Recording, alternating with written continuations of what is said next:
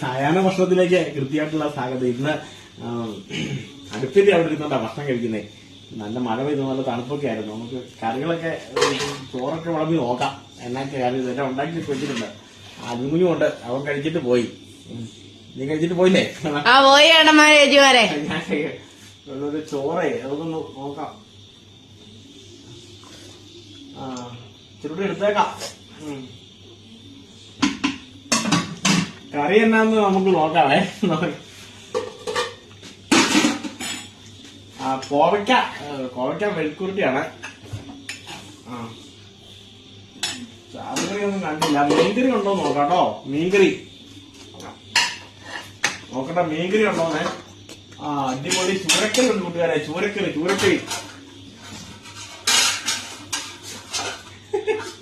ചൂരണ്ടേ നോക്കട്ടെ. വട്ടത്തിലോട്ട് അങ്ങോട്ട് ചൂരയൊക്കെ നോക്കാം. ഇത് രണ്ടു മൂന്ന് ഇറച്ചിക്കറി ഉണ്ട്, ഇറച്ചി വളർത്തിയത്.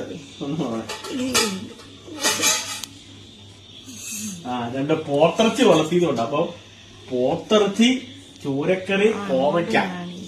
എന്താ ഒന്ന് കൂട്ടുകാര് രണ്ട് കഷ്ണം മതി. കൂടുതൽ വെച്ചാൽ കൊളസ്ട്രോൾ കൂടും. ഇത് മതി. ഇതെല്ലാം റെഡിയായിട്ടുണ്ട്. ഇനി നമുക്ക് ഉപ്പ് ഒഴിക്കണം. ഉപ്പ് പാത്രം ഇവിടെയല്ലേ?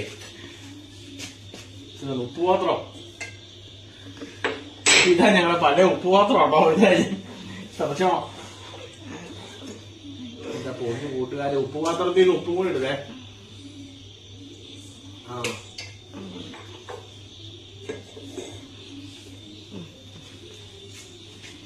കൈയൊക്കെ കഴിയതാട്ടോ. നേരത്തെ കഴിയതാ. കഴിയില്ലെന്നാലും പറഞ്ഞേക്കരുത്.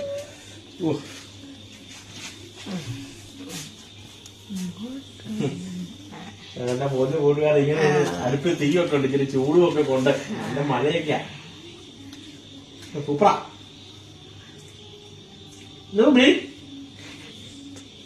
ആദ്യം പോലെയാട്ടോ. ഇങ്ങനെ നല്ല ചൂടുണ്ട്, ശരീരത്തിന് ചൂടും കിട്ടും, ചോറും ഉണ്ണാം.